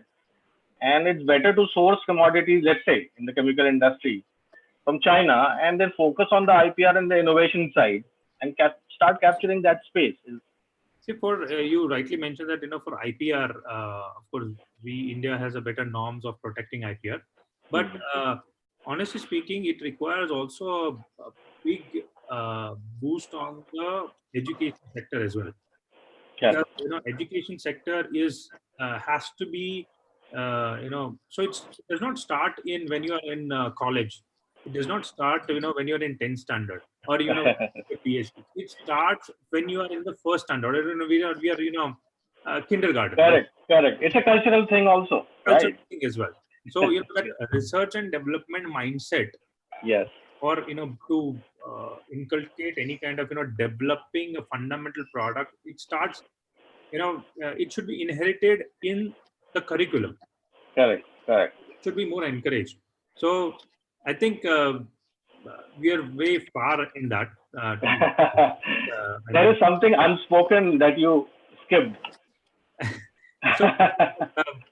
So as a company, what why are we very far behind that? See, sorry the reason so in one of the a program of Blaser institution, I told them whatever product development or whatever research and development which you guys are doing should be generating a revenue. Correct. So if it is not generating a revenue, and if it's just for the sake of doing a PhD or paper publication, then it is not adding any value to the country. Correct. So yes, I think but I'm saying it's far away, but yes, we are not late also. But a lot of new startup, or they're pushing startup to become much more competitive and to grow that startup. So, but yes, education and when it comes to any kind of product development, it requires a mindset. Correct. You have to move from a trading mindset to a manufacturing mindset. So true. A country perspective, I'm not talking as an individual, but as a country perspective. So it will take, I think, some years, but I'm sure we are in the same direction. So Atmanirbharta is one of the points. Right? That's so true. So innovation is so dumb. And before I ask this question to Punit, just something that I read in today's papers, which is kind of relevant, that in Mumbai, there are about 22, overall 30,000 beds overall for a population of 2 crores, for example. And there is no mapping of what hospital beds are available, which is such a simple thing. And any IT graduate can do, a mapping of how many beds are available at any point and have a dashboard. It's such a simple thing, but because of that, the whole healthcare system is struggling. For example, in the city that I live. So innovation is such a simple thing, but still so hard to accomplish in our country, which is something for another debate. Punit. Yes, Anand. What is local for you, and how can we accomplish that? I think for me, it's a very sensitive topic. And if I pick up some points from what Vishwas said very rightly, how do you define local? And even Maulik was saying, okay, whether it has to be raw material to everything, researched, developed, everything here, or you have some elements, and as Vishwas was saying that, okay, you give some contribution to the country. whether by employment or whether by doing some activity here. So see, the point is, I think for me, which is a bigger point, is we are living in a globalized village. Now, the globalization, the way it has taken place so far, can we create boundaries? I don't think so. We will continue to live in a globalized village. Now, the face of this globalized village will keep changing. Whether it is centric to one part or centric to another part of the world, I mean, that would change. For me, the key point is that how do we deal with it and what do we do? Because some policies can come from government in the form of suggestion or in the form of enforcement. But beyond that, I think it's an industry which has to do something. And if industry is not able to do something meaningful, I don't think we can really push this too far. Now, we talk about a big market which is available in India itself. I mean, 1.3 billion people living here. So there is a sizable market within India. However, we talk about a global market. So people are also talking about exporting more. And if we go with the formula what Maulik was telling, then I think the more we export, the better it is. Right, Maulik? Correct.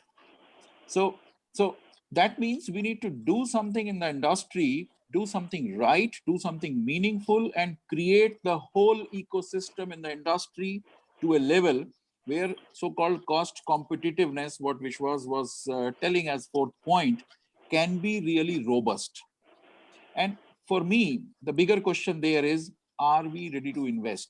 Do we start the right type of investment? And investment in probably three things to bring it.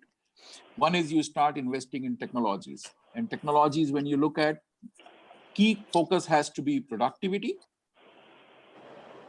Then you look at environment, health and safety. And I think this pandemic has really thrown a very high weight towards this topic of environment, health and safety. And then quality. So we don't really look at this, okay, whether I'm sufficient or nearby deviation with the current drawing spec. We have to change our mindset and say, okay, how can we really take it miles ahead? Because if we have this investment, then this only will define our competitiveness. I think we were talking some time back that the competitiveness of India as a country is going down. And if we have to really aim for a bigger situation, we need to be very high competitive. So investment has to go into these technologies, which can enable very high productivity, high quality, high environment, health and safety. And on the second side, investment has to go in for the right people. So you need to build teams which can really take that approach, because see, you need to have a culture of excellence. Everybody talks about excellence nowadays in manufacturing, but my take is the cultures flow top down.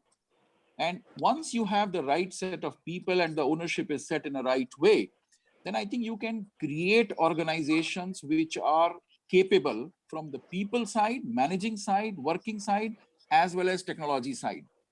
And once you have this combination in place, then I'm sure your cost competitiveness is taken care on a sustainable basis at a much, much bigger dimension. And then whether you have government policy or no, then I'm sure then we are winning the war. Wow. Yes, that's spot on. Thank you for that accurate perspective. Now, let's move to the questions being posted by the attendees. There was one question earlier that how long will this go? And what is the duration of this? Just 2 minutes back. So I won't apologize for the longer duration of this because I'm quite enjoying this session. But obviously, everything has to come to a close. We'll move to the Q&A session. The first question I think we should take is from Mr. Gaurav Mittal. Let's talk to Gaurav Mittal. He's talks about productivity. If the panelists can see his question, I think it is a little bit different from others. There was another question which we have already answered as to, what was the important message to us from this situation from Prashant, which all of you have already answered. So Mr. Gaurav Mittal's question is productivity, which is companies enhancing. Let's talk to Gaurav and see if he can interact with us.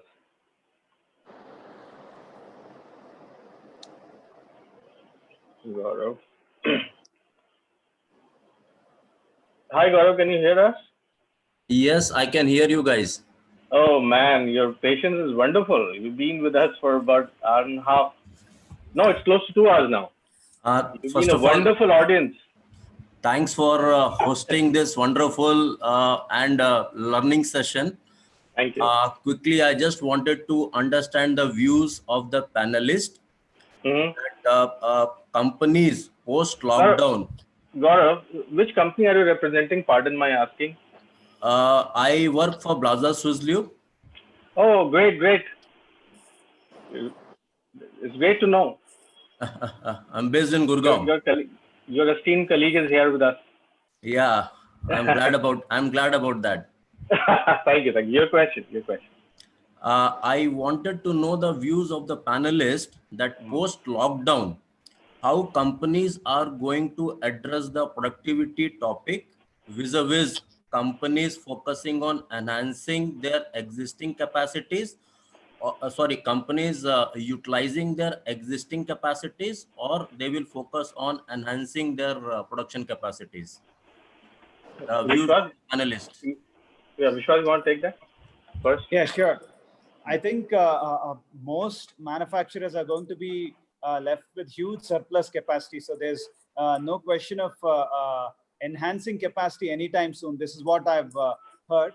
But utilizing capacity, people are dependent on a lot of changes. Say, for example, the automotive industry is heavily dependent on how people will start looking at investing in automobiles this year and how that is going to change, and the numbers picking up slowly. So that is one thing that is going to hamper the automotive industry, and it's a chain reaction. So I'm sure unless the ball starts rolling, we are not going to see any productivity even gaining to forget improving, even getting to where it used to be is going to be a big challenge. And as we all know, the country itself from an automotive perspective was doing quite bad or very low in terms of numbers, even up until the COVID hit us. So it's going to be a long time before we can actually see anywhere close to the capacity being utilized to a good extent. So it's going to be wait and watch and probably use from a different perspective. So for us, from the manufacturing supply chain, I would strongly suggest looking at alternate markets or developing new markets and seeing where else is a pasture, who is growing, and with these new norms that the government has brought in, what are the potential sectors that are likely to grow, and trying to adapt products and solutions to suit those sectors and be quickly ready with solutions for the emerging sectors. So that's Well what I articulated. do. Thank you. Maulik? Yeah, on the same aspect that nobody is going to enhance their capacity at this point of time. But yes, if the stimulus would add to a couple of people that thinking that if the interest rate goes down, or some specific benefit is given for capital purchase, then there would be a surge or a demand which will rise in terms of machine tool. So again, time has to say that, because once this ball starts rolling, then only it will be much more clearer that how not maybe those people who are already having a capacity might not go for a new capacity, but yes, a few people who are not automated might go for some kind of an enhancement with machine tool. Thank you. Punit? I think when we talk about productivity, so this has many dimensions. And once companies are reopening, the first and foremost task in front of them would be to rearrange themselves, to really start with these new norms, with these new SOPs and safety standards, and retraining people on those aspects so that they can get going. Second would be then looking into the midterm to long-term perspective.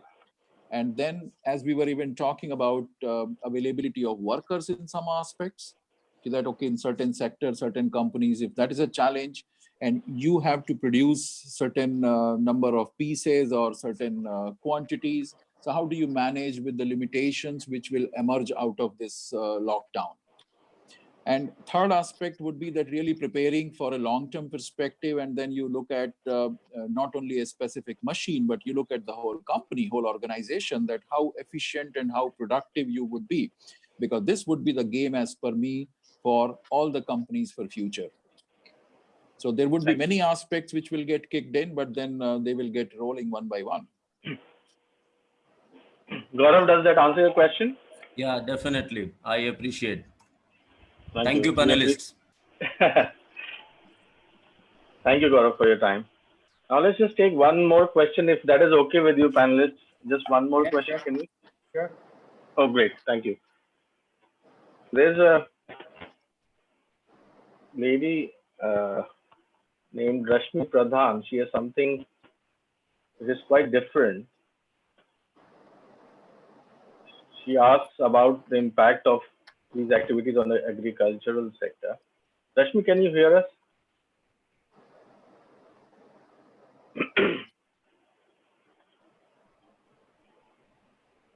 I'm not able to unmute her.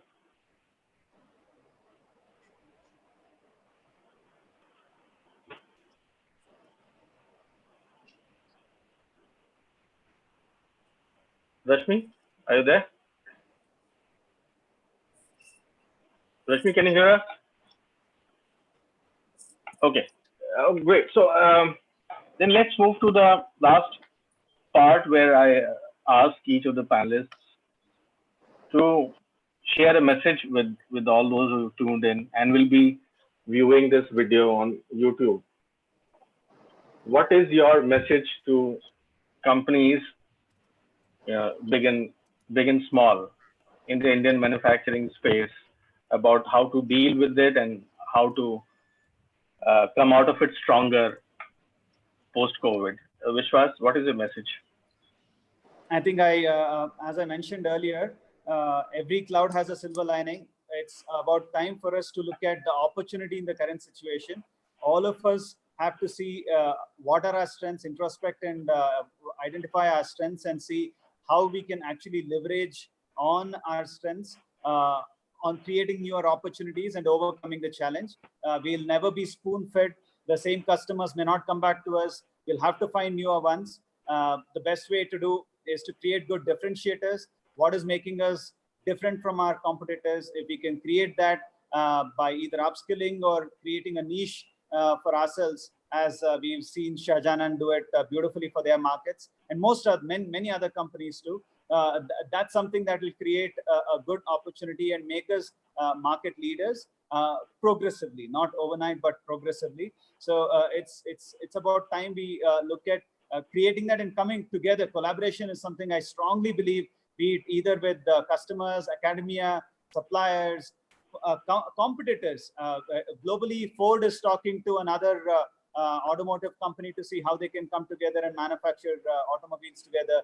Toyota is joining hands with Suzuki in doing something. So there's a lot of strength which we can harness from each other. If that happens, I think we will definitely see a lot more development of companies and also the nation. So we need to shed some of our inhibitions of working in silos and in isolation and say, let's come together as a team and as a country and go together and be very optimistic and not look at what went wrong and start counting how many eggs actually didn't hatch at all and start looking at what's new and how we can restart afresh, because we have the most precious thing still with us, which is our own lives, and we've not been hampered by that. So I strongly believe stay safe and stay positive. That's my biggest advice to all of you.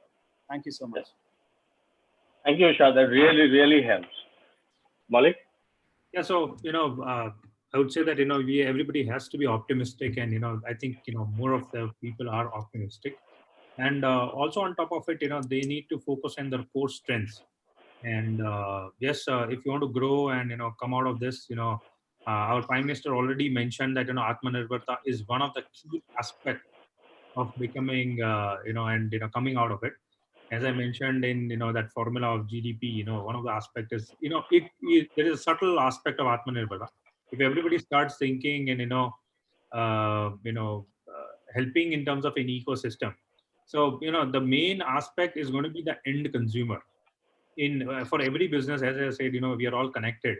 The end consumer sentiments on the mindset has to be more on self-reliance. Once that comes in, it's the ball starts rolling, and I'm sure India would be unstoppable.